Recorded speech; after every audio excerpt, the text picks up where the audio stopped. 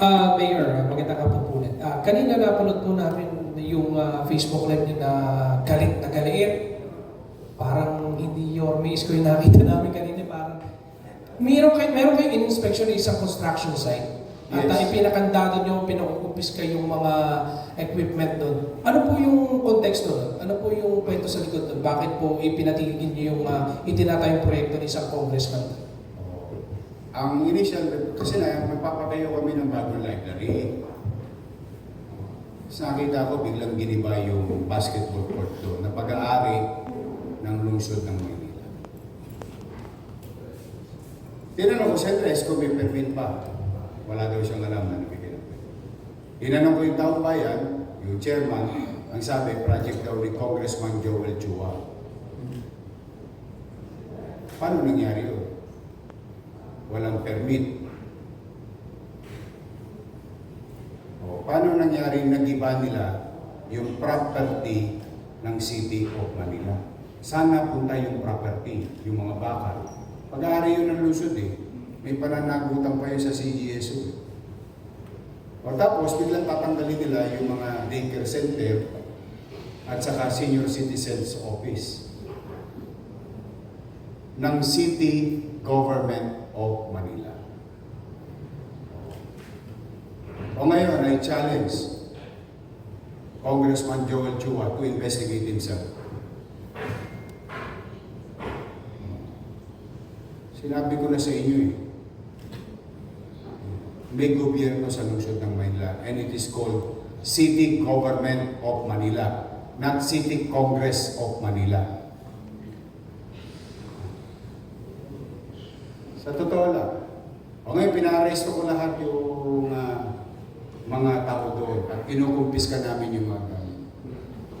And now we're doing what we need to do. Tingnan natin kung may masampula. Yan ang kung bakit ako nalulungkot. Hindi pa nadala itong mga congressman. Iniimbestigahan na sila ni Presidente. Nagka-leche-leche ang flood control sa buong Pilipinas sa pakikialam ng mga congressman. Sino may sabi? Secretary Puno.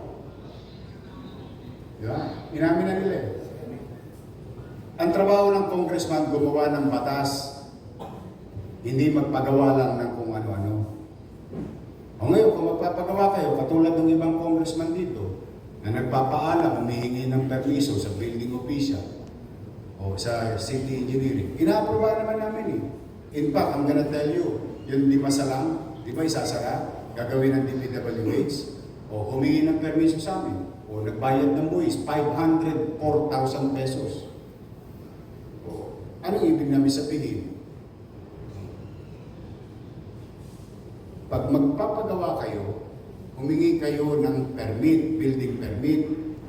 Ang higpit-higpit dito dati, nung araw, 30 square meter, 50 square meter, pinahihirapan nila para bigyan ng permit. Pero itong bilyon-bilyon, daang-daang milyon na project, hindi humihingi ng permit sa city government. O now, I'm calling the attention, and you tell him this. O, lumabas siya ngayon. Lumabas siya. Bakit? Lawyer pa yan. And I challenge him. He's a lawyer. Pwede ba magpatayo ng building ng walang building permit? Hindi pa siya natuto doon sa pinatayo niyang barangay hall ng 19 million Tapos sasabihin nila, hindi kanila. Lalaki ng mga pangalan nila doon. So sa akin, yun ang hamon ko sa kanila. Ngayon nila imbestigahan sa Quadcom ang sarili nila.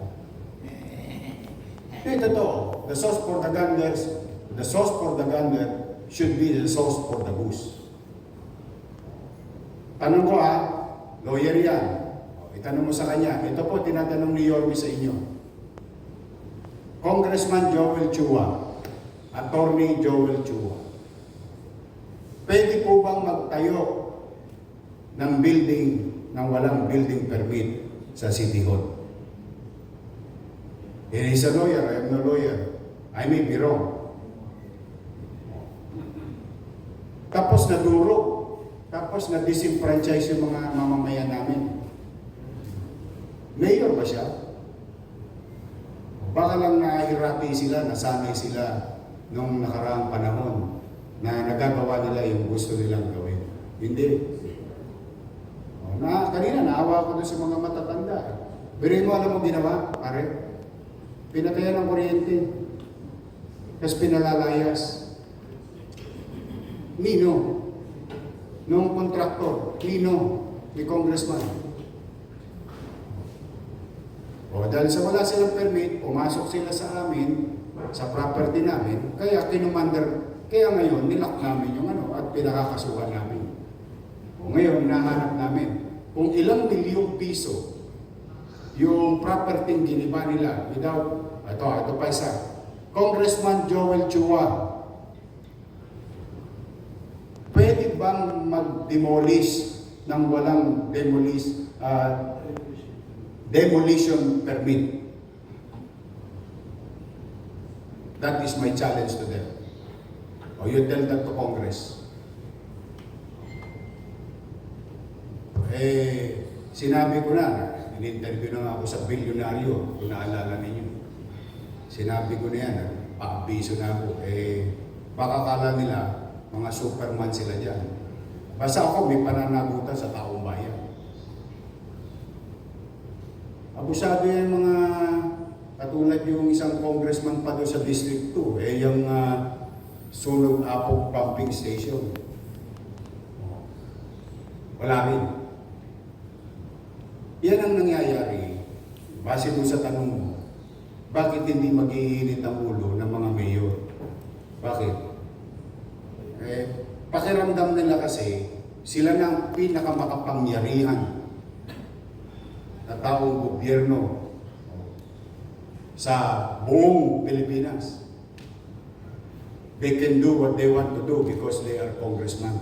They can investigate who they want to investigate because they are congressmen. On the premise of what? Good governance. Uulitin ko. Good governance. O sige. Pwede ba mag-demolish ng building ng gobyerno nang walang demolition permit? Pwede ba mag-construct vertically, horizontally, nang walang building permit? He is a lawyer, and I challenge him directly. Sabihin niya ngayon kung alin ang tama at mali. Baka mas magaling siya sa akin kasi lawyer siya. Iyon ang ko. Kaya ako talaga,